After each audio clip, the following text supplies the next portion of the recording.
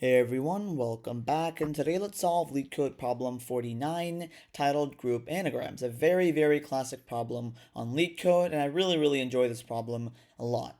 So we're given an array of strings called strings, and we need to simply group all of the anagrams together.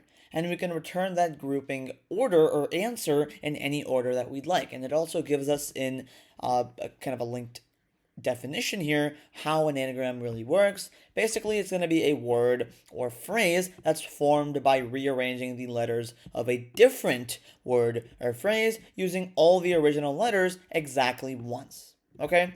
So to put that into context and really understand how that actually works, basically in example 1 we have our input string s, or strings in this case, to be 7 different strings, or rather I should say 6 different strings. We have eat, tea, tan, ate, nat, and bat. Effectively, we simply want to return an output of lists with each list containing all the anagrams in that group. And how do we know if two words are anagrams of each other or if they're anagrams with each other? Well, we know that is if it's formed by rearranging the letters of a word or phrase that's different using all of the original letters exactly once. And to put this into example here, let's look at our output. The first list that we have is going to be of length 1. Again, this can be in any order. We could have had this list first, and then this one, and then this one. Doesn't really matter how we output it. We just need to have the correct groupings. And in this case, we see we have bat alone. And what that really means is that bat does not share any anagrams with any of the other words or strings in this input array. And why is that? Well, because we cannot form any word by rearranging the letters of bat using all of those letters, B, A, and T, exactly once. It's completely impossible. And you can try it out yourself. And a good way to check, well, how are anagrams basically equal to each other? They have to have the same frequency of characters, and they basically have to have the same, of course, characters as well. And to better explain that, let's look at the second list in our output. Here we have nat and tan. As you can see, in nat and tan, although they are in a different order, they still are having the exact same letters with the exact same corresponding frequencies. And technically, yes, we could actually check this. Sorry, I had my code here. Sorry about that. Technically, yes, we could actually check this using a counter and comparing every single value with its corresponding frequency, but that would take extra memory using a hash table, and additionally, it would just be a little bit more tedious, and we want to be as lazy as possible as programmers, and so I'm not even going to consider that strategy. There's actually a lot easier of a strategy to come up with to really check if two words are anagrams with each other. Because think about it. When we have something like ABB, and then we have something like BAB, these two words are still completely fine. They're still perfectly fine, and they are still anagrams, because look at this. We have two B's and one A here, and in this case, we also have two B's and one A. They're just in a different order. And a good way to compare if these two strings or words are actually anagrams is sorting both of the words.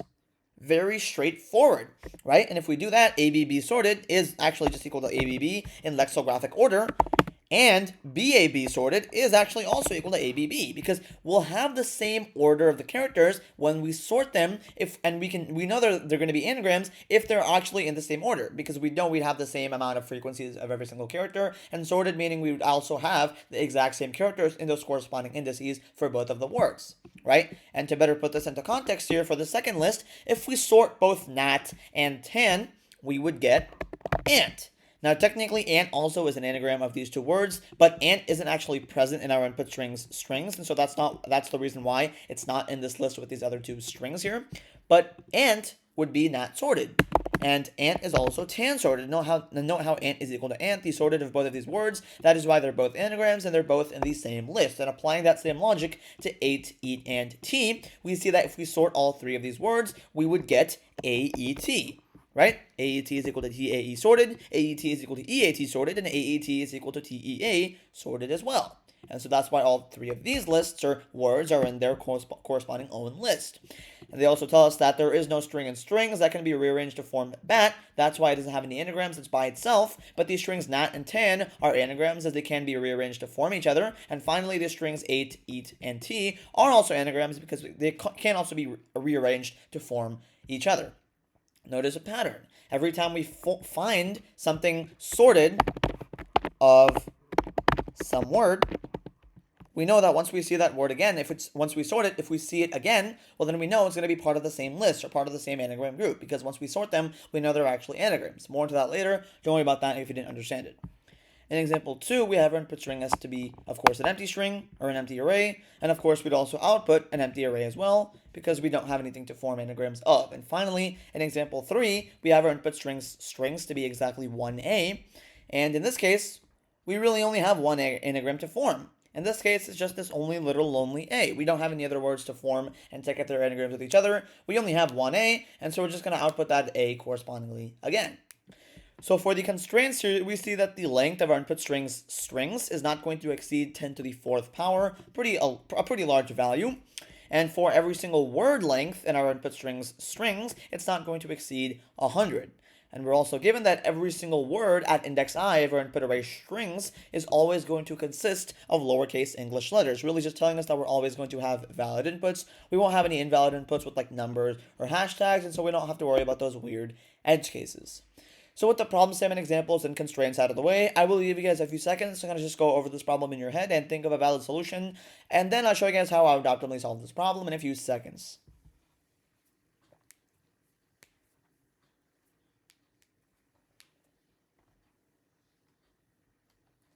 Okay, so like we were talking about before, you have to make one very, very important observation to even be able to solve this problem pretty efficiently, or honestly at all as well, right? And what exactly is that kind of observation or insight? That really is that all anagrams, regardless of what they are, they're gonna have the exact same character sorted sequence, or either I should say the exact same sorted character sequence, meaning when we sort those words, they are gonna be anagrams if their sorted versions are equal to each other, because they are always gonna have the same frequency of characters, and as long as they're actually in the same order with the same characters, we know that they would actually be anagrams. And to put that into instance, again, if we have eat, if we have tea, and if we have ate, these are all anagrams, because when we sort them, they all have the same sorted string. In this case, that's simply going to be AET, like we talked about before in the initial example.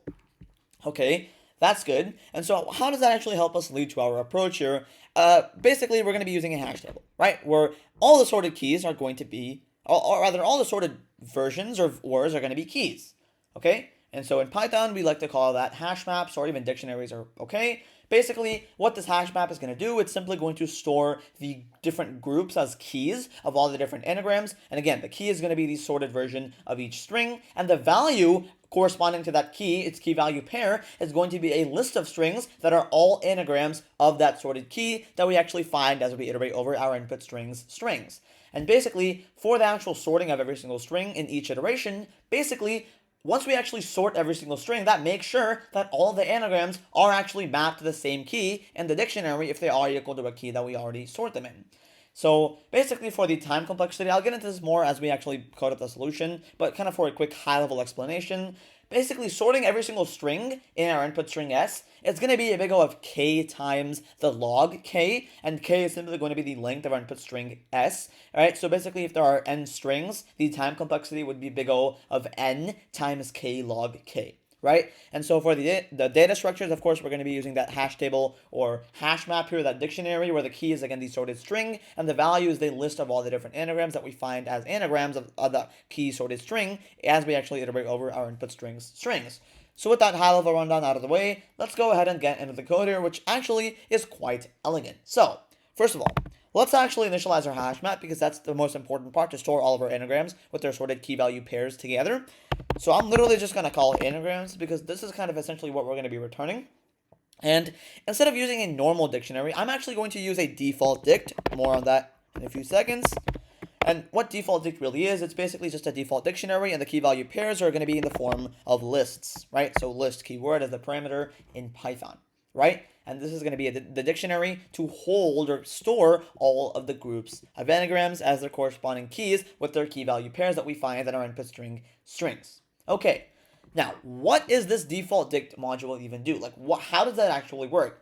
Basically, again, to reiterate, the key of this dictionary is always going to be the sorted version of each string, and the value is going to be a list that stores all of the strings that we actually find that are anagrams of that key. And to actually explain what a default dictionary is, Basically, it literally just provides a default empty list key if a key doesn't already exist in our dictionary, right? And basically, in this case, since we pass in a parameter of list, the default dictionary value is going to be a list, which really means is that if we don't actually find a key in any iteration in this hash map here, we're going to automatically create a new empty default list to actually append items to for that specific key, regardless of if it's not in the hash map or not, because we already have that default key, hence the name default dictionary, right?